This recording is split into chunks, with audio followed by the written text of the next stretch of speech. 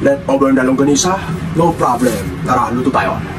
Siyempre, magpapakulong muna tayo ng tubig dyan para sa pasta natin. Kalahati. Mantika.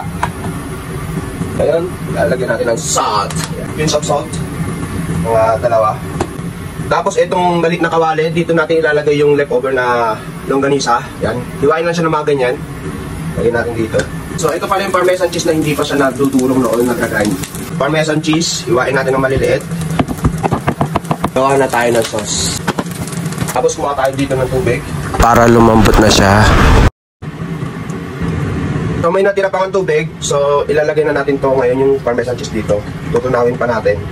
Pwede naman tong i-grind eh. Pero mas masarap yung ganitong ano eh, yung alam mo yung natutunaw siya sa ganitong ganitong pieces. Mas masarap yung pagka-melt niya, di ba? So, kailangan lagi tayong alaga dito sa halo, no? Ayan, ganyan yung sinasabi ko. Buo siya pagka kunwari nagme-melt nga siya, oh. Di ba? Yung alam mo yung sa pizza, pagka kinagat mo tapos umahaba yung Okay, so ito yun, ganito yun. Ngayon dito na natin lagay ang itlog. Nasa inyo kung gusto niyo ihalo yung puti or yung egg yolk lang. Pero okay lang din na. Sa akin, inahalo ko yan, sinasama ko yan. Plating na tayo. Sabi ko sa inyo, nagaganyan, di ba, sa pizza. Magandaan ng hinahalo yung yung puti. Ayan, makikita nyo may puti-puti siya ganyan. Tapos ito na yung ating longganisa, pinakrispy natin. Paminta. At ayan na nga siya mga kausi, ang ating carbonara na galing sa leftover na longganisa. Ayan, alright. Kita nyo naman, di ba? Yum, yum, yum. Put taste natin to.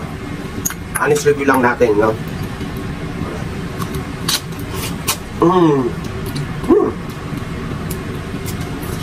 Ayun, no?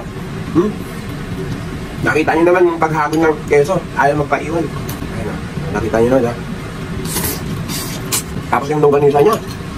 Perfect. Diba? Pinoy style na carbonara. Carbonara plus caldo. Joke lang.